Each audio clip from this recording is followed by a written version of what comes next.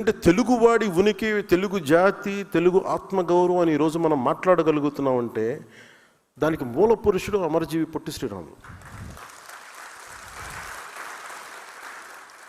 అంటే మనం అలాంటి వ్యక్తుల్ని మనం స్మరించుకోకపోతే, అంటే ఉదాహరణకి 5 సంవత్సరాలు పనిచేసిన ముఖ్యమంత్రి పేర్లు కూడా పెట్టేస్తారు.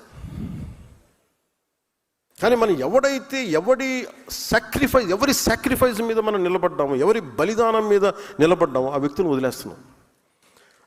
భగవంతుడు నాకు ఇచ్చిన, గురువులు ఇచ్చిన నాకు ఆ జ్ఞానం ఏమో తెలియదు, కానీ ఆయన పేరు స్మరించింది. అంటే ఎలా ఉంటుందంటే, ఆయన పేరు పెట్టగానే సార్ ఆయన వయస్సులు అంటారా, మన ఆలోచన చూడండి. అంటే ఎంత దౌర్భాగ్య స్థితికి వెళ్ళిపోయి ఉంటే, అంబేద్కర్ గారికి ఒక కులానికి పరిమితం చేసుకుంటే మనం ఏం చేయలేం. అంబేద్కర్ అందరి వాడు, లేదు మావాడి మా దగ్గరే ఉంటాడంటే మనం ఏం చేయలేం దానికి. కానీ ఎవరు వద్దనుకున్నా లేదనుకున్నా అంబేద్కర్ గారు గుండెల్లోనే ఉంటారు నాకు. దాన్ని మేము పొలిటికలైజ్ చేయం.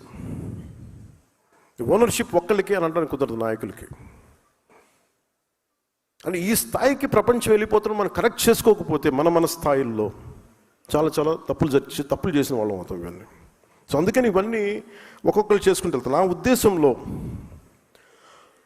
పొట్టి శ్రీరాములు గారికి సరైన గుర్తింపు కానీ నివాళి కానీ ఇవ్వాలి అంటే,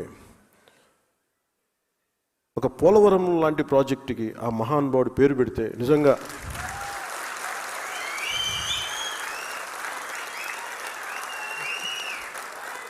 ఎందుకంటే అంటే భాషా ప్రయుక్త రాష్ట్రాలు తెచ్చినవాడు, ఆకలితో అలమటించినవాడు.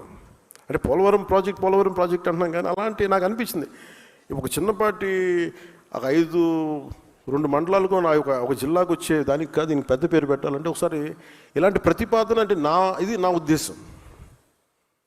ఇది కూటమి ప్రభుత్వం కాబట్టి నా ఒక్కటి ఉద్దేశం పనిచేయదు. ఇక్కడ అందరి చాలామంది సమగ్ర కొన్ని కోట్ల మంది కూర్చొని ఎవరెవరి ప్రతినిధులు తీసుకొని, నా కోరిక ఇది, నా లోపల ఉన్న కోరిక, పోలవరానికి అమరజీవి పొట్టి శ్రీరాములు గారి పోలవరం ప్రాజెక్ట్ అంటే నాకు చాలా గొప్పగా ఉంటుంది.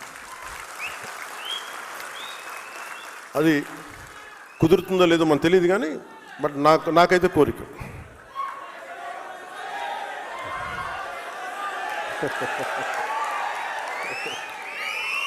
No.